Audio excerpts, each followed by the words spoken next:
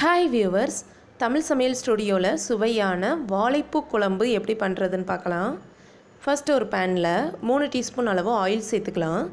எண்ணெய் சூடான உடனே அரை டீஸ்பூன் கடுகு, அரை டீஸ்பூன் வெந்தயம் சேர்த்துக்கலாம்.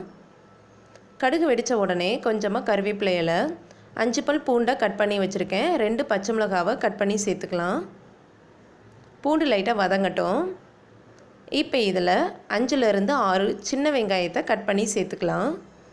கொஞ்சமாக உப்பு சேர்த்து இந்த வெங்காயத்தை நல்லா வேக விடலாம். இப்போ பாருங்கள், வெங்காயம் நல்லா வதங்கியிருக்கு. இப்போ இதில் 2 தக்காளியை கட் பண்ணி சேர்த்துக்கலாம். நல்லா மிக்ஸ் பண்ணிவிட்டு இந்த தக்காளியையும் வேக விடலாம். தக்காளி நல்லா வதங்கின உடனே இதில் வாழைப்பூ சேர்த்துக்கலாம். வாழைப்பூவை சின்ன சின்னதாக கட் பண்ணி தண்ணியில் அல்லது மோரில் போட்டு வச்சுக்கோங்க, அதோட கலர் மாறாமல் இருக்கும். இப்போ இதை நாம் தண்ணியெல்லாம் வடிகட்டிட்டு சேர்த்துக்கலாம்.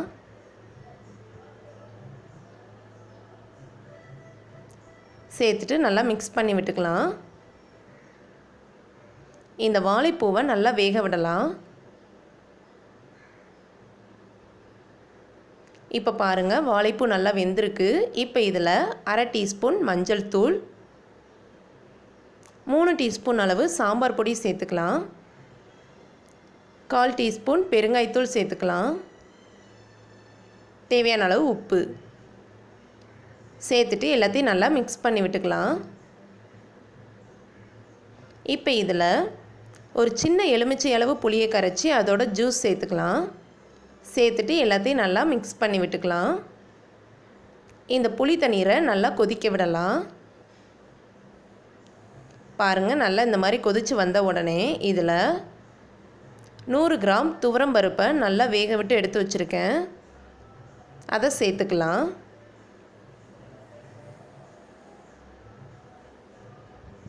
எல்லாத்தையும் நல்லா மிக்ஸ் பண்ணி விட்டுக்கலாம்.